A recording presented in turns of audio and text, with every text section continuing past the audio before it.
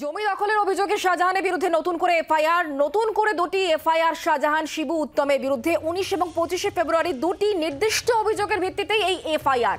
আমরা বিষয় নিয়ে আরো জানবো। বিক্রম আমাদের সঙ্গে রয়েছেন, আমাদের প্রতিনিধি টেলিফোন লাইনে। বিক্রম, কি খবর রয়েছে?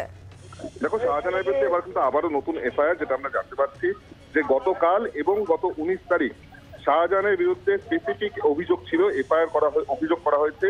তার ভিত্তিতেই কিন্তু এফআইআর করা হয়েছে সন্দেশখালী থানায়। একদিকে যেরকম জানা যাচ্ছে শিবু হাজরা, উত্তম সত্তারের বিরুদ্ধে এই অভিযোগের সঙ্গে সঙ্গে শাহজাহানের নাম এই অভিযোগে থাকায় 19 তারিখ একজন গ্রামবাসী তিনি অভিযোগ করেন, তার ভিত্তিতে শাহজাহানের বিরুদ্ধে জমি দখলের অভিযোগে এফআইআর করা হয়েছে। অপরদিকে গতকালই কিন্তু যেটা জানা যাচ্ছে যে বেরমজুর এলাকার একজন বাসিন্দা তিনি স্পেসিফিক ভাবে শাহজাহানের নাম করে অভিযোগ দিয়েছেন যে তার জমি দখল করে নেওয়া হয়েছে। তার ভিত্তিতেও কিন্তু আরো একটি এফআইআর হয়েছে, অর্থাৎ মোট দুটি এফআইআর নতুন করে করা হলো, যেখানে শাহজাহান শেখের বিরুদ্ধে একেবারে সরাসরি এফআইআর করা হয়েছে বা অভিযোগ রয়েছে যে সাধারণ মানুষের জমি দখল করা হয়েছে, তাদের উপরে অত্যাচার করা হয়েছে, এবং তার ভিত্তিতেই কিন্তু এই দুটি এফআইআর করা হয়েছে। কিন্তু কোথায় শাহজাহান এই মুহূর্তে রয়েছে সেই বিষয়ে কিন্তু এখনো পর্যন্ত পুলিশ নির্দিষ্টভাবে কোনো কিছু জানাতে পারছে না।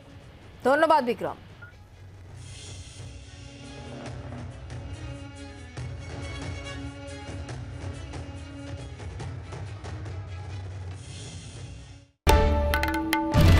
বাংলার আওয়াজ, বাঙালির আবেগ, জি 24 ঘন্টা।